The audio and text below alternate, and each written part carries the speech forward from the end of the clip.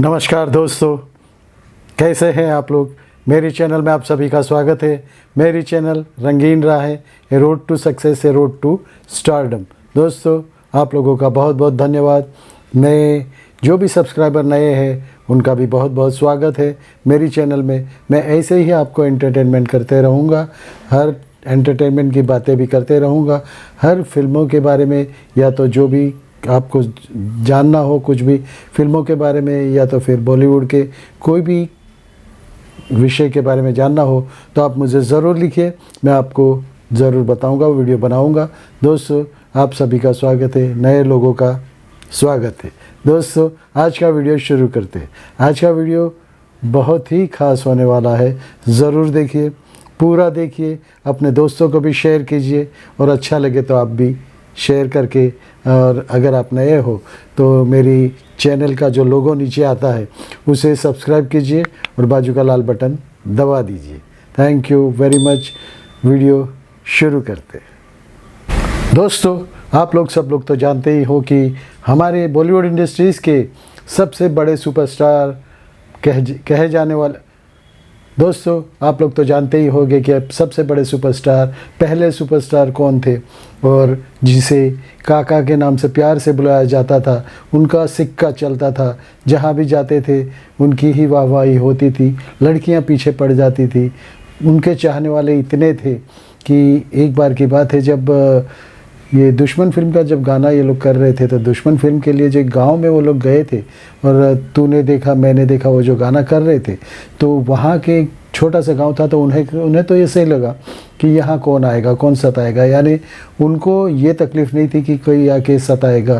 तो दुलाल गोवा और वो लोग सब शूट कर रहे थे, इतने में न जाने कहाँ से 500 600 700 उनके चाहने वाले आ गए, और उन्होंने चिल्लाना शुरू कर दिया कि हमें राजेश खन्ना से मिलना है, हमें राजेश खन्ना से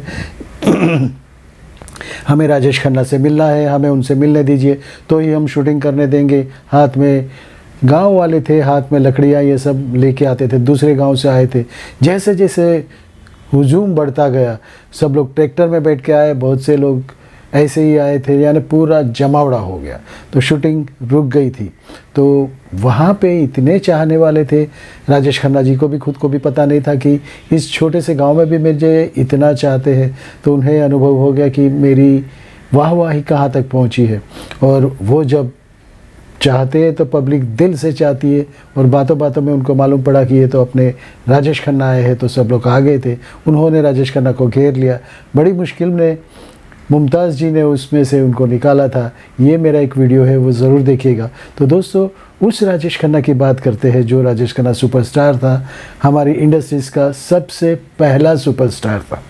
दोस्तों, उन्हें पहला सुपरस्टार क्यों कहा जाता है, इसलिए भी क्योंकि उनकी फिल्में एक साथ लगातार 17 फिल्में सिल्वर जुबली सुपर हिट हुई थी। हर वीक में एक एक फिल्म के हिसाब से भी गिना जाए तो भी 17 वीक उनकी फिल्में लगी थी, हर वीक उनकी फिल्में लगती थी, और सभी सुपर हिट थी।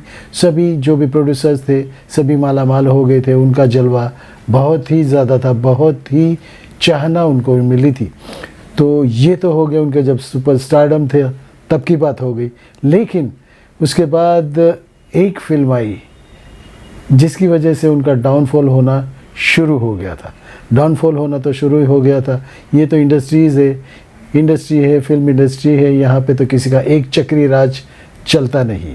राजेश खन्ना को तो सर चढ़ के ये जो उनको जो प्रसिद्धि मिली थी, तो उनके दिमाग में चली गई थी कि मेरे जैसा कोई है नहीं, ना तो कोई बनेगा। लेकिन ऐसा होता है तो बहुत सी बार पीछे हटना भी उनको मुश्किल हो जाता है। मैं तो सुपरस्टार हूँ, मैं कैसे पीछे हटूँ, या तो मैं कभी झुक ही नहीं सकता, ऐसा आ जाता है दिमाग में। लेकिन एकदम अर्श पे जाने के बाद फर्श पे आना कितना मुश्किल होता है, बहुत मुश्किल होता है, क्योंकि जो उन्होंने कभी देखा ही नहीं वो उनको देखना पड़ रहा था। उनकी फिल्में लगातार फ्लॉप होती जा रही थी। एक तो उनको बाहर से, यानी अमिताभ बच्चन की एंट्री हो रही थी, उनका उदय हो रहा था, एंग्री यंग मैन का उदय हो रहा था, और इनका लवर बॉय टाइप की जो छाप थी वो धीरे धीरे कम होती जा रही थी। तो उनका अकड़पन भी तो था जो कि प्रोड्यूसर से सीधे मुंह बात भी नहीं करते थे। तो ठीक है, जब आपका सितारा चढ़ता है तो आप अपना मन चाहे सब कुछ कर लेना चाहिए, लेकिन जब सितारे गर्दिश में जाने लगे तो आपको भी अपना रास्ता बदल लेना चाहिए। हमेशा वाहवाही नहीं मिलती, हमेशा ऊंचाई पे नहीं रह सकते, कभी ना कभी तो आपको नीचे आना ही पड़ेगा। दुनिया के सबसे बड़े सिंहासन पे बैठे थे आप, ऊंचाई से सब बौने दिखते थे तो सबको बौना ही समझने लगते थे, लेकिन आपको भी उस जगह वापस आना है, क्योंकि सच्ची जगह तो आपकी यहाँ पे है। तो दोस्तों, ऐसा हुआ तो ये झुंझलाहट में रहते थे, घर से फैमिली से भी प्रॉब्लम था, डिम्पल से भी उनकी जुदाई हो गई थी। डिम्पल को भी इतनी ज़्यादा सख्ताई पसंद नहीं थी, तो वो भी उनको छोड़ के चली गई थी, दूसरी जगह रहने लगी थी। उनकी 2 बेटियां भी हुई थी, लेकिन इनको जो गुरूर था, मेरा गुरूर, मैं ही सब कुछ, मैं ही काका, ऊपर आका नीचे काका, ये तो बहुत बड़ी बात हो गई। भगवान भी देखता है कि मुझसे ज़्यादा कोई आगे जाएगा तो मैं अपना रास्ता तो बताऊंगा ही। वैसा ही कुछ राजेश खन्ना जी के बारे में हुआ। तो वो काली रात थी, रात के 3 बजे हुए थे। राजेश खन्ना अपनी टेरेस पे 3 बजे गए, आंखों में आंसू हो रहे थे, ऊपर से बारिश हो रही थी, काली अंधियारी रात थी। तो उस वक्त चिल्ला चिल्ला के वो कहने लगे कि भगवान, इतना बड़ा, इतना सख्त इम्तिहान तो मेरा मत लो, इतना सख्त इम्तिहान मत लो कि मैं तुम्हारी, जो तुम्हारा वजूद है वही भूल जाऊं। वो कह के रोज ज़ोर ज़ोर से चिल्लाने लगे थे। लोगों ने यानी उनके घर वाले, जो भी डिम्पल थी, उनके दोस्त थे, उनके नौकर, सब लोग डर गए कि ये क्या हो गया, 3 बजे अचानक टेरेस पे क्यों चले गए। सब लोग दौड़ते हुए ऊपर आए और वो चिल्ला रहे थे, रो रहे थे। सब लोग डर गए कि शायद वो कुछ कर न बैठे, क्योंकि उन्होंने कभी नीचे झुकना तो जाना ही नहीं था। तो वो लोग पकड़ के लेके गए, घर में बिठाया, अंदर बिठाया, बंगले में बिठाया। रात के 3 बजे की बात है।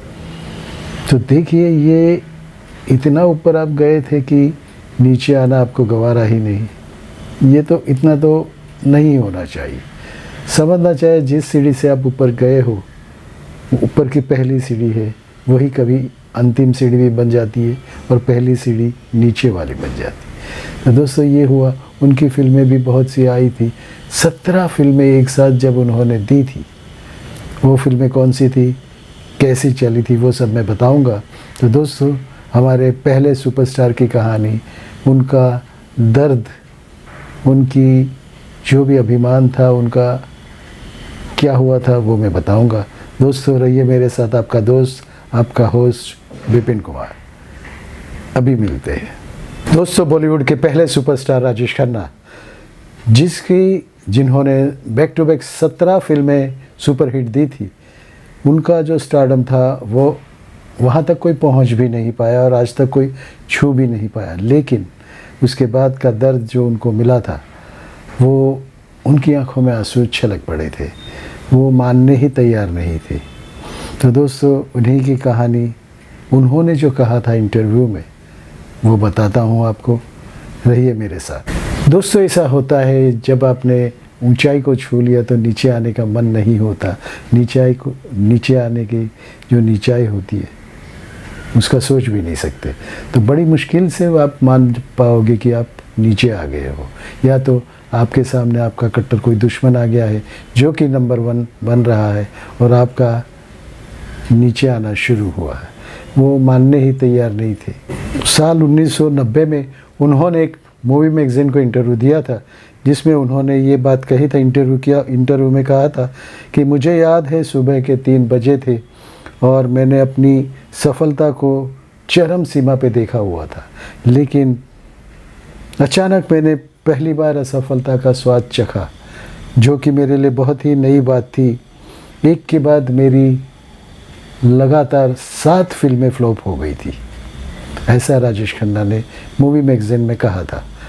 1990 में। उन्होंने कहा कि बहुत ज़ोरों से बारिश हो रही थी, चारों तरफ अंधेरा था। मैं मेरी बिल्डिंग के टेरेस पे बैठा हुआ था और भगवान की ओर देखे, ऊपर देख के मैं देखे जा रहा था।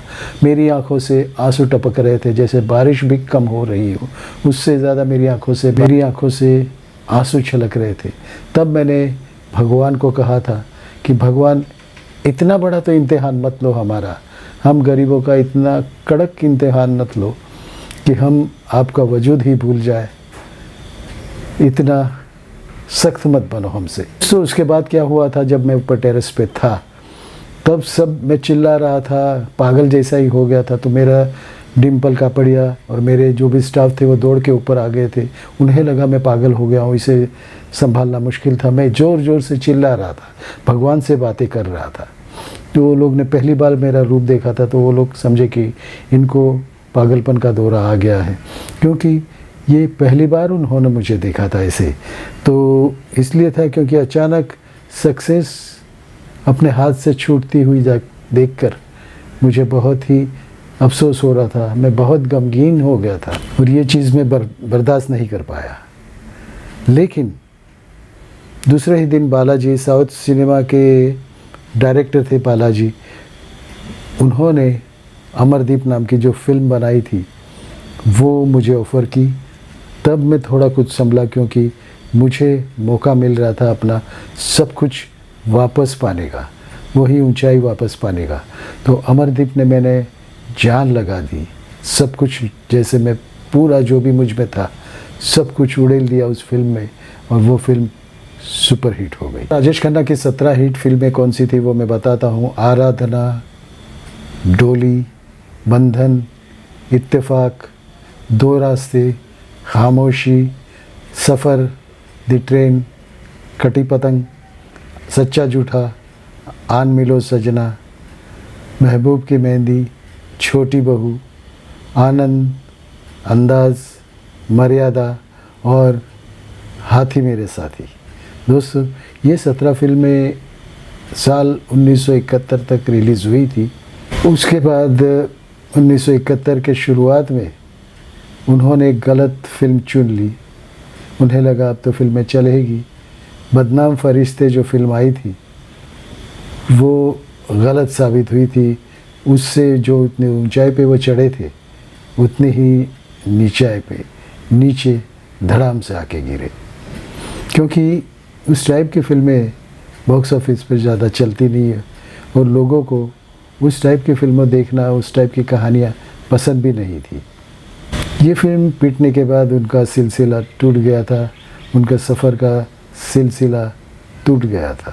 उसके बाद वो साल आया जब हमारे काका, हमारे राजेश खन्ना हमसे जुदा होने वाले थे। वो था साल 2012। वो बहुत पीने लगे थे, अपने शरीर को खोखला कर दिया था और शरीर को कैंसर ने जकड़ लिया था। और एक दिन बॉलीवुड इंडस्ट्री को तगड़ा झटका लगा, राजेश खन्ना अब इस दुनिया में नहीं है। जब मैं भी उस वक्त सांता क्रूज में था, मैं जब बैंक में जॉब करता था, हम लोग काम कर रहे थे, तो अचानक ये न्यूज़ आई कि राजेश खन्ना नहीं रहे। हम लोग सब शौक हो गए। हम लोग ने सब काम छोड़ के गमगीनी में डूब गए, क्योंकि वो हमसे इतने जुड़े थे, क्योंकि उनके ही गाने, उन्हीं की अदाएँ, वो जो हमारे दिलों पे राज करते थे, वो आज चले गए थे। बाहर बारिश ज़ोरों से हो रही थी, रोड पूरे जाम हो गए थे। अंतिम दर्शन के लिए पब्लिक पागल सी हो गई थी राजेश खन्ना के लिए, अपने प्यारे हीरो के लिए, अपने काका के लिए।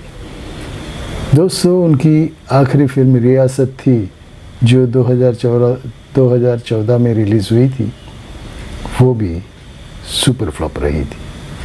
दोस्तों, यही थी राजेश खन्ना के चढ़ाव और उतरने की कहानी। ऊंचाई पे जितना आप चढ़ोगे, नीचे तो आना ही है। दोस्तों, हरदम कोई ऊंचाई पे नहीं रहता और न किसी का वहाँ पे हुक्म चलता है, न किसी की बादशाहत चलती है। दोस्तों, उसके बाद राजेश खन्ना के जाने के बाद अमिताभ जी का दौर शुरू हुआ था और अमिताभ एंग्री यंग मैन बन गए थे। दोस्तों, यही कुछ था आपके लिए, आपका दोस्त विपिन कुमार। मिलेंगे ऐसे ही वीडियो में। दोस्तों, भारत माता की जय, वंदे मातरम, नमस्कार। I love you new friends.